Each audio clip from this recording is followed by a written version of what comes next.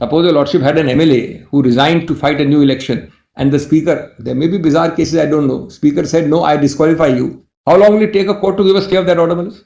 But here, Malus, none of these 4 or 5 possibilities is allowed to be tried, because you adopt a 3-step procedure to annihilate the 10th schedule, which brings us to the harmonization principle.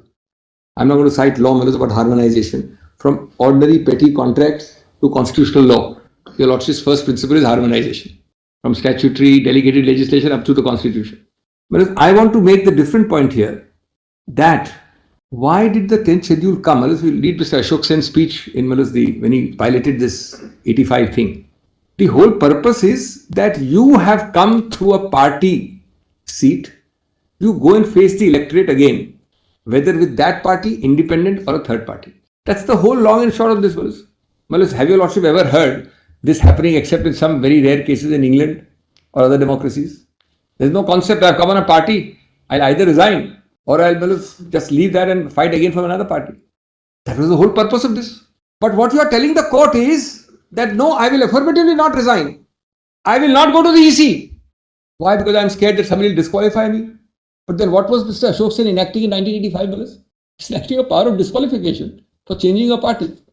What is the purpose of 2/3 of the parliament saying so if you can simply... What is the harmonization principle that you are referring to? Harmonization is this 4-fold, Malus, 5 originally with defection, otherwise 4, are the flexibility, play in the joints, affirmative permissibility part of the 10th schedule. And the 2(1)A, 2(1)B is the negative prohibitory part. You can do all these 4 without doing the negative part. For the negative, you don't have to violate the negative part for any of these 4. I will say even if you go to the election commission, you don't have to violate a whip. You don't have to voluntarily give up your party. You say, I'm on principle, please decide this. So in other words, you are saying other than those 5 instances, 4 now. Everything else falls within the net of 10th schedule. And one more thing I am saying. That 10th schedule, absolutely correct. And the 10th schedule has both parts. It has those 4, it has a negative. It creates a whole code by itself. Harmonization means that your lordship will adopt my submission and interpretation because it harmonizes the negative and the positive. Now for 30 seconds, see if your lordship does not adopt the harmonization principle. The only thing a lordship will have to validate is the 3-step procedure. There's nothing else for this. It's staring a lordship in the face. The 3-step procedure, I want to ask myself, Malus, in which case will the 10th schedule bite? Let's, Malus, be very blunt. What your lordship will do is your lordship's domain. But today, your lordship's other option, other than my option, which I am submitting most humbly and respectfully, is adopt the 3-step procedure or validate it or recognize it. Malus, then how will 10th schedule apply? It cannot. And then, Malus, your lordships would be actually adopting an interpretation which reduces the 10th schedule to vanishing point. Actually vanishes, not vanishing point, it vanishes. Every case of defection, I will say, I will not resign. I won't go to the EC. I won't merge. Merger is given to you by the para 4 of the 10th schedule. I will not do it. But as your lordships was told, I am the party, I am the overwhelming majority, I am the main person, I am it. I am it. Therefore, to hell with the 10th schedule. So on principles of interpretation and much more so of constitutional interpretation than even statutory, this is a much better way to look at it than the contrary view. Because your lordship gives meaning to both sides. And your lordship does not adopt something. What is this other adoption which is propounded to your lordships? On the high moral principle of democracy, dissent, free speech. Each of my 4 options gives you that option. So what the 10th schedule does is, it says, I am giving you a free speech option. I am giving you a democracy option, but within my own terms. I am not giving you a Jungle Raj free speech and democracy option. Otherwise, why would I enact a 10th schedule? See, but merger, Dr. Singhvi, was not an option open to them because they were not claiming to merge their party with either the BJP or any other party. With respect, I'm sorry to interrupt. Why not? So, merger was not an option. No, it was an option. They did not choose to exercise it. You're right. That's correct. It's an option. They chose not to exercise an option. In the abstract, but they were not following the merger route at all because it's not their case that, look, this part of the Sena that's exactly my point with another party. That is not That's clear. exactly my point with greatest humility. Then the only point is that in a situation like this, where they say that we have lost faith with the leader of the party, yes, then the only option according to them, according to you, is that you resign and recontest. No. I will stick to my 4 options. That's I'll say all the 4 options are No. No. What do they do then? No. Whereas resign is one. Right. These 9 people will merge with another political party. Why not? But the fact that I don't exercise an option That is not an option, because merger means that their political identity as the Shiv Sena is lost there. Well, then in that case, if the 10th schedule says that I recognize only this path of exit from this room, you can't say I'll make a new tunnel to get out. But you know, Dr. Singhvi, He can't this make a part new- of your argument is a problematic argument. problematic. I'll tell you why. Because your argument postulates that if you have a dissension, then the only way you can express the dissension is to leave the party and merge somewhere else. They say, sorry, we don't want to leave. I mean, ideologically, I am a Shiv Sena man. I don't want to leave, he says. He says, I don't want to leave the party. So as per Kindly see, argument, Bharat, now kindly see the consequence. even if somebody applies to the election commission at the initial stage instead of in the legislative assembly, Correct. and says that we now want the political party to That we are the political party, recognize us. So even that, according to your argument, is impermissible then. No. Because So because that's outside the so long as 5 instances that you have given. No. One of my 5 is EC. He's not resigned. I beg your pardon. No. One is resignation, one is split, which is gone now, one is merger. The 4th is EC. He's saying that 4th is EC. Now, whereas if I apply to EC without violating a whip and get a decision, if I apply to EC without voluntarily resigning, it's perfectly permissible. I can't be saying I'll topple first and then I'll apply to EC. So remain a member, be a part of it, and contemporaneously vindicate your principle. Absolutely. But I just see the reverse of it. But just consider how it will apply. You first topple the government, then you go to the EC. And why did you write the 10th schedule? That we understand. No, and also, apropos my Lord Chief Justice query, are you harmonizing or not? There is one more thing. The fact that you don't choose consciously not to exercise an option does not mean you can wish away the option. The option is a constitutional option. It's a constitutional option. It's as equal to split as it was earlier. You don't exercise it, it really amounts to saying this. I want to avoid the 10th schedule. So I will put blinkers and close my eyes to 4 options available. 4 constitutional options. The 5th one is deleted.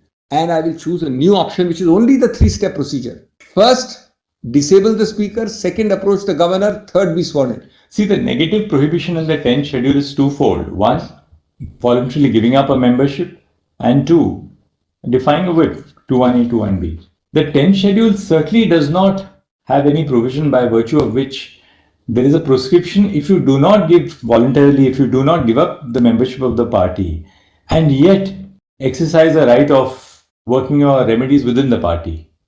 Then you cannot be held to be a defector. Right. And that is the whole purpose. You were elected. That's exactly the case, no? No, but then in that case, why did you enact the 10th schedule? Because 10th schedule is not saying that Article 19(1)(a), just see 194, very interesting article. Let me put this harmonization, which is a very important principle, in another way. What is the scheme of this entire system? Well, if your Lordship were to make a standard as broad as if you have a dissent, you can violate the 10th schedule, then your Lordship is unmanageable. But your argument, Dr. Singhvi, would be the extreme argument on this side, which possibly you can adopt also, is that any dissension amounts to the voluntary giving up of the membership of a party. No, I'm going to give more. I'm not extreme. The other argument is extreme. I'm going to give a harmonized answer. Immediately to that, the principle can never be dissent. I'm not happy, therefore I can go. 3 answers. 1, everybody has dissent. Which political party? There are enough inbuilt outlets within the party to express dissent. 1. That is what your Lordship will always say. 2. The dissent within the party at the appropriate fora can be followed by any of these 4. 3.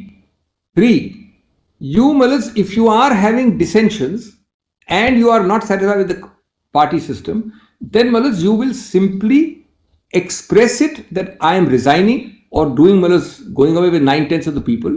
But how will you say that mere disagreement entitles me to topple? Here they have not expressed dissent. This is not a case of dissent. I have not gone out and spoken against the party. Dissent plus, this is dissent plus. Dissent plus toppling. Your Lordship remembers I started, I think there was a Navam Revia hearing. Your Lordship notices 191.2 and 194. Lordship may not remember that, but just kindly turn to that for a minute. 191(2) is a clear statutory, constitutional prohibition in the 10th schedule saying you shall be disqualified. That's the 10th schedule comes from 191(2). Now, well, it's 194, which follows 2 clauses later, says, subject to the provisions of this constitution, there shall be freedom of speech in the legislature. And whereas 19(1)(a) is even more reasonable restrictions. Now, it can't be that mere saying free speech, I can violate, I'll violate, you can act within the party constitution. Whatever the party constitution allows. Some party constitutions have even appellate bodies, some have 2-level things. You can actually do all of it. Before you go by these 4 escape routes of merger, resignation, you can do all of it. But ultimately, if it doesn't work, you have to take these 4 routes. And 194(1) makes it clear, subject to the provision of this constitution and to the rules and standing orders regulating the procedure, there shall be freedom of speech in the legislature of every state. This is not more as an open-ended charter. And plus, kindly see the consequence. Dr. Singhvi, according to you, when does the governor then order a trust vote? No, the governor has no role at all in such a situation. Governor, first answer to your lordship is when the government is formed or when the government is about to be formed. That's the inception argument.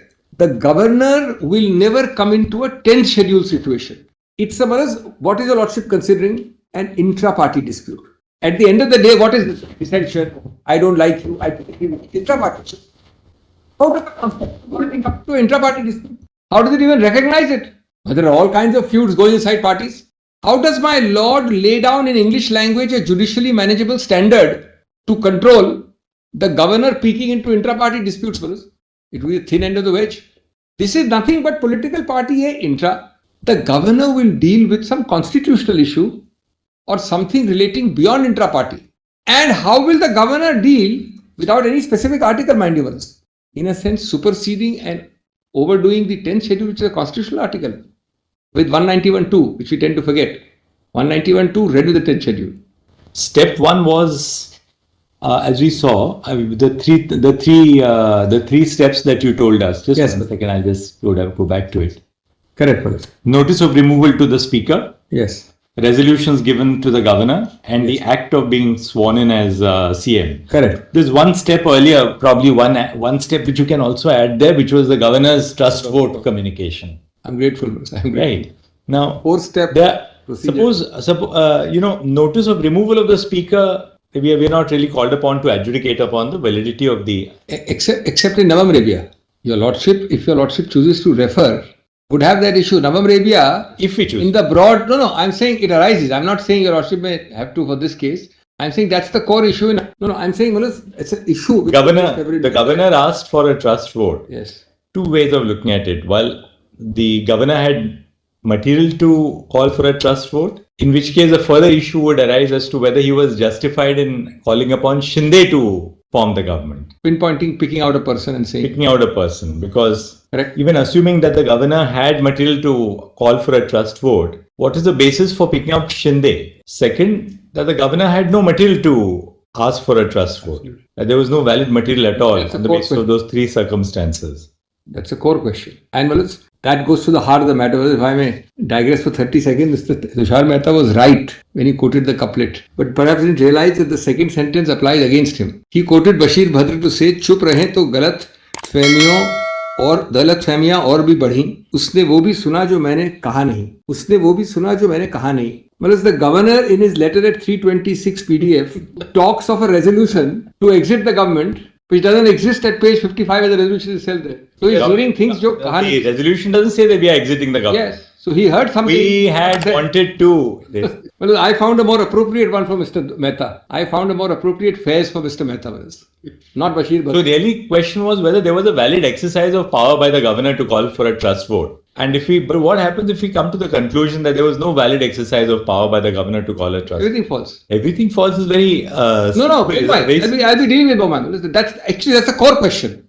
Your lordships is saved a lot of unnecessary exercise if your lordship comes to that conclusion plus follows Bomai, which in any case is... So then you, according to you, what? We reinstate the Uddhav Thackeray... Straight away, let me first change my tack. So let me end this first point by saying, let me end the first point by asking myself a reverse question. What happens in my first point of affirmative and negative if your lordships were to accept their interpretation? That's a good way of answering my malus proposition. Namely, your lordship will have nothing left in the 10th schedule. How does the lordship operate both?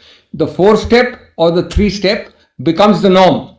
and will be followed in every case to defeat the 10th schedule. We got it. That's my first point.